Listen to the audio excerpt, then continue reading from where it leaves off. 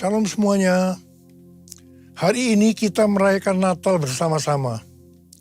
Tema Natal untuk tahun 2023 adalah kemuliaan bagi Allah dan damai sejahtera di bumi. Pada waktu Tuhan Yesus lahir ke dalam dunia ini, ada dua kelompok orang yang datang kepada Tuhan Yesus untuk menyembah Dia. Kelompok pertama yaitu para gembala yang mewakili orang-orang sederhana, baik secara ekonomi maupun kepandaian. Mereka juga adalah orang-orang Yahudi. Kelompok kedua adalah orang-orang Majus dari timur yang mewakili orang-orang yang bukan Yahudi dan orang-orang yang kaya dan pandai. Jadi Tuhan Yesus datang ke dalam dunia bukan hanya untuk orang-orang Yahudi saja, bukan untuk orang-orang yang kaya dan pandai saja, tetapi Tuhan Yesus juga datang untuk orang-orang yang bukan Yahudi dan orang-orang sederhana. Tuhan Yesus datang untuk semua orang. Sesuai dengan yang tertulis dalam Lukas 2 ayat 8 sampai dengan 12. Ketika para gembala sedang menjaga ternaknya, mereka dikunjungi seorang malaikat untuk menyampaikan pesan surgawi kepada mereka. Kata malaikat itu kepada mereka, "Jangan takut, sebab sesungguhnya aku memberitakan kepadamu kesukaan besar untuk segala bangsa. Hari ini telah lahir bagimu juru selamat, yaitu Mesias Tuhan di kota Daud. Inilah tandanya bagimu. Kamu akan menjumpai seorang bayi yang dibedung dan terbaring di dalam palungan." Tuhan Yesus datang ke dalam dunia ini sebagai juru selamat bagi umat manusia. Alkitab berkata, semua orang telah berbuat dosa. Semua orang telah berbuat dosa dan telah kehilangan kemuliaan Allah. Upah dosa adalah maut, mati, tempatnya di neraka. Tuhan Yesus datang ke dalam dunia untuk menyelamatkan manusia dari hukuman kekal itu. Yohanes 3 ayat 16 berkata, "Karena begitu besar kasih Allah akan dunia ini, sehingga Ia telah mengaruniakan anaknya yang tunggal, supaya setiap orang yang percaya kepadanya tidak binasa, melainkan beroleh hidup yang kekal." Saya mengajak kita semua agar percaya dan mengenal Tuhan Yesus, supaya kita mendapatkan hidup kekal selama-lamanya. Haleluya! Setelah malaikat menyampaikan kabar sukacita itu, maka bersama dengan malaikat itu, sejumlah besar bala tentara surga yang memuji Allah. Katanya, "Kemuliaan bagi Allah di tempat yang maha tinggi, dan damai sejahtera di bumi di antara manusia yang berkenan kepadanya." Kemuliaan bagi Allah di tempat yang maha tinggi, damai sejahtera di bumi di antara semua umat manusia yang berkenan padanya. Kemuliaan bagi Allah di tempat yang maha tinggi, damai sejahtera di bumi di antara semua umat manusia yang berkenan padanya. Di antara semua umat manusia yang berkenan padanya.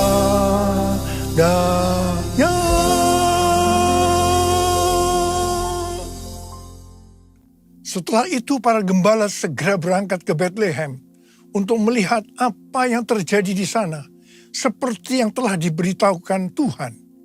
Setelah mereka bertemu dengan Sang Mesias, mereka pulang dengan sukacita sambil memuji dan memuliakan Tuhan, karena apa yang mereka dengar dan mereka lihat, semuanya sesuai dengan apa yang dikatakan oleh malaikat kepada mereka. Melalui kisah yang terdapat dalam Lukas 2 ayat 8-14 ini, Tuhan mengingatkan kita untuk melakukan hal-hal sebagai berikut. Yang pertama, menghormati hadirat Allah. Lalu berdiri seorang malaikat Tuhan di dekat mereka, dan kemuliaan Tuhan bersinar meliputi mereka, dan mereka sangat ketakutan. Lukas 2 ayat 9. Kita perlu sadar bahwa Tuhanlah yang berinisiatif menghampiri manusia dan menyatakan kemuliaannya. Kalau kita boleh merasakan kehadiran dan kemuliaan Tuhan dalam hidup kita, itu semua karena anugerah dan kebaikan Tuhan kepada kita. Jika kita sadar bahwa itu semua anugerah Allah semata, maka kita tidak akan meremehkan kehadiran Allah dalam hidup kita. Sebaliknya, kita akan mensyukuri dan menghargai hadirat Tuhan. Meresponinya dengan senantiasa hidup takut dan gentar di hadapan hadiratnya. Kita akan memastikan diri untuk tetap hidup benar di dalam hadirat dan kemuliaannya. Yang kedua, memberitakan kabar baik atau menginjil. Kata malaikat itu kepada mereka, jangan takut, sebab sesungguhnya aku memberitakan kepadamu kesukaan besar untuk seluruh bangsa. Hari ini telah lahir bagimu juru selamat, yaitu Mesias Tuhan di kota Daud. Lukas 2 ayat 10 dan 11. Natal adalah momen di mana kita diingatkan bahwa juru selamat dunia dilahirkan 2000 tahun yang lalu. Pesan ini tidak hanya bagi orang Israel saja, tetapi bagi seluruh bangsa. Injil ini diterima para gembala, kemudian diteruskan kepada orang lain dari zaman ke zaman, hingga akhirnya pesan itu terterima dan kita pun diselamatkan melalui Injil. Para gembala menerima dan meneruskan berita Injil saat mereka bekerja, yaitu sebagai peternak. Kita pun memiliki tanggung jawab yang sama untuk meneruskan Injil atau kabar baik ini kepada seluruh bangsa di dunia kerja kita masing-masing. Jangan biarkan pesan Injil berhenti di kita saja, supaya seluruh bangsa juga menerima kesukaan besar karena diselamatkan oleh Yesus, Sang Juru Selamat mereka. Yang ketiga, memuliakan Yesus dalam hidup kita. Kemuliaan bagi Allah di tempat yang maha tinggi. Lukas 2 ayat 14 bagian A. Yesus yang lahir dibungkus dengan lampin dan terbaring di dalam palungan adalah Allah sendiri. Ia adalah Allah yang kekal dan maha kuasa. Namun ia mengambil rupa sebagai hamba. Dilahirkan sama dengan manusia. Justru hal inilah yang membuat ia layak menerima segala kemuliaan di tempat yang tertinggi. Malaikat Allah tahu akan hal ini, sehingga mereka memuliakan Yesus di tempat yang maha tinggi. Kita pun harus memuliakan Tuhan di tempat yang paling tinggi dalam hidup kita. Kemuliaan nama Yesus harus menjadi pertimbangan dalam setiap pengambilan keputusan di dalam hidup kita. Pastikan pilihan-pilihan hidup yang kita ambil adalah yang membawa kemuliaan bagi nama Yesus. Dan yang keempat, membawa damai bagi dunia. Dan damai sejahtera di bumi. Lukas 2 ayat 14b. Di tengah dunia yang penuh peperangan, kelaparan, bencana alam, kriminalitas, dan kondisi manusia yang semakin jahat, masih ada pengharapan akan damai sejahtera di bumi. Di zaman akhir ini, shalom atau damai sejahtera yang benar-benar dibutuhkan oleh dunia. Namun dunia sulit melihat dan merasakan damai sejahtera itu di tengah kekacauan dan kejahatan hari-hari ini. Kelahiran Tuhan Yesus sebagai Raja Damai memberikan pengharapan bahwa masih ada damai sejahtera di bumi ini. Adanya kejadian perang di beberapa tempat dan kondisi politik hari-hari ini membuat pengharapan akan damai sejahtera di bumi makin relevan dan dibutuhkan. Oleh sebab itu, sebagai anak-anak Allah, kita pun harus membawa damai dimanapun kita berada. supaya dunia dapat melihat pengharapan itu. Orang dunia akan datang kepada Tuhan melalui kehidupan kita dan menerima Sang Raja Damai menjadi Tuhan dan Juru Selamat, sehingga mereka pun akan mengalami damai sejahtera di bumi. Yang kelima, menjadi orang yang berkenan kepadanya. Dan damai sejahtera di bumi di antara manusia yang berkenan kepadanya. Lukas 2 ayat 14b. Damai sejahtera di bumi ternyata tidak dapat dirasakan oleh semua orang. Hanya orang yang berkenanlah yang akan mengalami damai sejahtera di bumi. Oleh karena itu setiap kita harus lahir baru, yaitu menerima Yesus sebagai Juru Selamat kita. Dan setelah itu berkomitmen untuk hidup kudus di hadapan Allah. Hanya orang yang rela memikul salib dan menyangkal diri yang akan berkenan kepada Allah.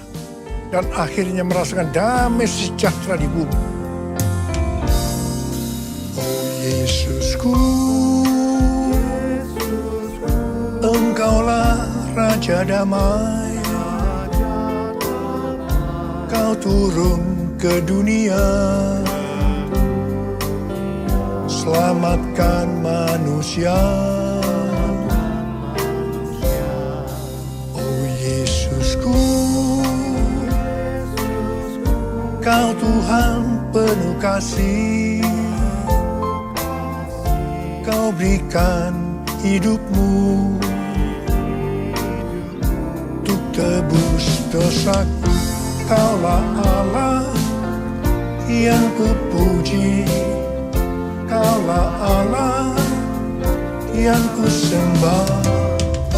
Kemuliaan bagimu di tempat maha tinggi. Kemuliaan bagimu di tempat maha tinggi. Di tempat maha tinggi.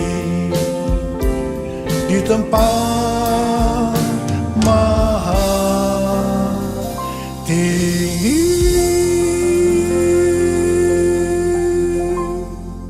Sesuai dengan yang tertulis di Matius 2 ayat 1 sampai dengan 12. Maka orang-orang Majus dari timur dituntun untuk menemui Yesus dan menyembahnya melalui kitab para nabi. Disebutkan bahwa Mesias akan dilahirkan di Bethlehem, di tanah Yudea. Dan engkau Bethlehem, tanah Yehuda, engkau sekali-kali bukanlah yang terkecil di antara para pemimpin Yehuda.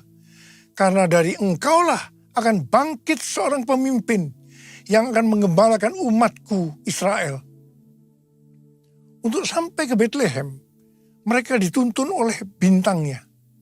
Bintang yang mereka lihat di timur itu mendahului mereka hingga tiba dan berhenti di atas tempat anak itu berada. Orang-orang Majus itu sangat bersuka cita. Mereka masuk dalam rumah itu dan melihat anak itu bersama Maria ibunya. Lalu mereka sujud menyembah dia. Mereka pun membuka tempat harta bendanya dan mempersembahkan persembahan kepadanya, yaitu emas, dupa, atau kemenyan, dan mur. Setelah itu orang-orang Majus ini pulang ke negerinya melalui jalan lain. Hari-hari ini Tuhan berbicara sangat kuat kepada kita tentang sembahyang. Sembahyang berasal dari kata sembah dan hyang. Hyang berasal dari kata Sanskerta, bahasa Bali dan Jawa kuno yang berarti yang maha suci, yang maha kuasa. Untuk kita sebagai orang percaya, Dia itu adalah Allah yang kita kenal dengan nama Tuhan Yesus Kristus. Kata sembah ada dua macam arti. Dalam arti sempit adalah masuk dan merasakan hadiratnya dalam doa, pujian, dan penyembahan. Dalam arti luas adalah taat kepada perintahnya. Tema Natal 2023, kemuliaan bagi Allah dan damai sejahtera di bumi. Ini adalah pujian bala tentara surga meresponi pemberitaan malaikat tentang kelahiran Juru Selamat Kristus Tuhan. Dengan kata lain, bala tentara surga ini melakukan sembahyang. Selanjutnya, para gembala yang ada di padang Efrata juga meresponi pemberitaan malaikat dengan pergi menjumpai bayi Yesus. Setelah mereka melihat Yesus, kembalilah gembala-gembala itu sambil memuji dan memuliakan Allah. Para gembala ini juga melakukan sembahyang. Kisah Natal tidak dapat dilepaskan dari kisah orang-orang Majus yang dituntun bintang ilahi untuk datang ke Bethlehem melihat Yesus. Mereka sujud menyembahnya dan mempersembahkan persembahan kepadanya, yaitu emas, kemenyan, dan mur. Apa yang dilakukan orang-orang Majus ini adalah sembahyang. Kita melihat bahwa kisah kelahiran Yesus adalah juga kisah orang-orang yang meresponi kedatangannya ke dunia dengan sembahyang. Demikian juga kita semua. Tuhan ingatkan untuk banyak sembahyang dalam perayaan Natal tahun ini. Setelah melakukan sembahyang, orang-orang Majus diperingatkan dalam mimpi supaya jangan kembali kepada Herodes, melainkan mengambil jalan lain untuk pulang ke negerinya. Jalan lain ini berbicara tentang hasil dari tuntunan Tuhan bagi orang-orang yang sembahyang. Dalam perayaan Natal 2023 ini, saya mengajak kita semua untuk banyak sembahyang. Tahun 2024 akan banyak diselimuti dengan ketidakpastian. Sesuatu yang belum pernah kita alami sebelumnya. Sebagai akibat dari goncangan demi goncangan yang melanda bumi. Lewat sembahyang ini, Tuhan akan menuntun kita saat melalui jalan-jalan lain. Atau jalan yang belum pernah kita tempuh sebelumnya. Ku nyanyi Hosana bagi Rajaku yang duduk di tahta. Aku muliakan dan ku agungkan, Kau layak disembah. Ku nyanyi Hosana bagi Rajaku yang duduk di tahta. Aku muliakan dan ku agungkan, Kau layak disembah. Kau layak disembah. Kau layak disembah.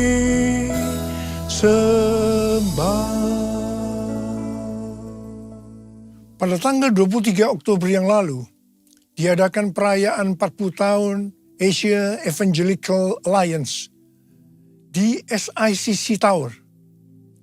Pada kesempatan itu, saya berbicara tentang Pentakosta ketiga. Lewat acara ini, dihasilkan komitmen untuk melakukan segala upaya dalam menuntaskan amanat agung di Asia dan sekitarnya. Terutama dalam 10 tahun ke depan, sampai dengan tahun 2033. Haleluya! Acara ini mengambil tema, jalan itu belum pernah kamu lalui dahulu. Dari Yosua 3 ayat 4. Ini adalah bagian dari kisah perjalanan bangsa Israel ke tanah perjanjian yang dipimpin oleh Yosua. Dalam menempuh perjalanan ke tanah perjanjian, mereka harus melalui jalan yang belum pernah dilalui sebelumnya. Karena itu, mereka diperintahkan untuk mengikuti tabut. Sama halnya dengan gereja Tuhan hari-hari ini. Semua memiliki goal untuk menyelesaikan amanat agung pada tahun 2033. Untuk sampai ke sana, harus lewat jalan-jalan baru yang mungkin belum pernah dilalui sebelumnya. Itulah Pentakosta yang ketiga. Bangsa Israel harus mengikuti tabut dengan jarak 2000 hasta atau kira-kira 914 meter. supaya mereka dapat mengetahui jalan yang harus ditempuh. Mereka tidak boleh mengikuti tabut dengan jarak lebih dari 2000 hasta karena akan kehilangan arah dan tidak tahu jalan yang harus ditempuh. Saya katakan bahwa gereja kita, GBI Jalan Jenderal Gatot Subroto, kita semua akan kehilangan arah kalau tidak ada tuntunan Tuhan lewat visi restorasi Pondok Daud dan tema-tema yang Tuhan berikan tiap-tiap tahun kepada kita. Demikian juga mereka tidak boleh mengikuti terlalu dekat dengan jarak kurang dari 2000 hasta untuk menghormati kekudusan tabut. Pada prinsipnya hanya orang-orang Lewi yang bisa berada di dekat tabut. Orang-orang Lewi ini berbicara tentang mereka yang menguduskan diri. Sayangnya, akhir-akhir ini kita melihat terjadinya krisis integritas di kalangan hamba Tuhan, yang beberapa di antaranya dipakai Tuhan secara luar biasa. Pengertian lainnya dari terlalu dekat dan terlalu jauh dari tabut Allah terdapat dalam Pengkhotbah 7 ayat 16 dan 17 yang berkata, "Jangan terlalu saleh, janganlah perilakumu terlalu berhikmat. Mengapa engkau mau membinasakan dirimu sendiri? Jangan terlalu fasik, jangan bodoh. Mengapa engkau mau mati sebelum waktumu?"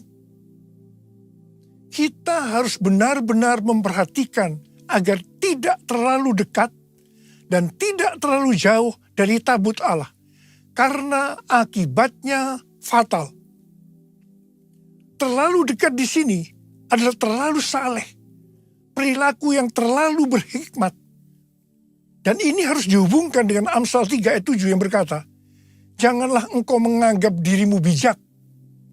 Takutlah akan Tuhan dan jauhilah kejahatan." Sedangkan terlalu jauh bisa berarti terlalu fasik dan bersikap bodoh. Bagaimana kita bisa mengerti kalau kita terlalu dekat atau terlalu jauh dari tabut Allah? Seperti pesan Yosua kepada bangsa Israel pada waktu mereka akan berangkat masuk ke tanah perjanjian dengan mengikuti tabut. Yosua 3 ayat 5 berkata, "Kuduskanlah dirimu, sebab besok Tuhan akan melakukan perbuatan ajaib di antara kamu."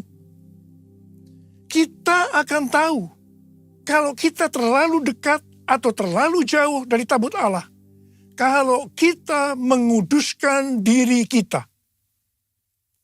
Saya mau berpesan kepada kita semua, kuduskan dirimu, hormati kekudusan Tuhan. Mari kita semua yang mau menghormati kekudusan Tuhan dan berjanji di depan Tuhan, "Tuhan, saya mau hidup kudus Tuhan. Saya mau hidup kudus Tuhan." Angkat tangan saudara, angkat tangan kita di hadapan Tuhan. Mari kita katakan bersama-sama, "Kemuliaan Bapa Allah Maha Kuasa, beri pujian dan hormat selamanya. Kemuliaan Bapa Allah Maha Kuasa, beri pujian dan hormat selamanya." Mari, angkat tangan kita di depan Tuhan, mulai berbahasa roh. Berbahasa roh, kita berbahasa roh.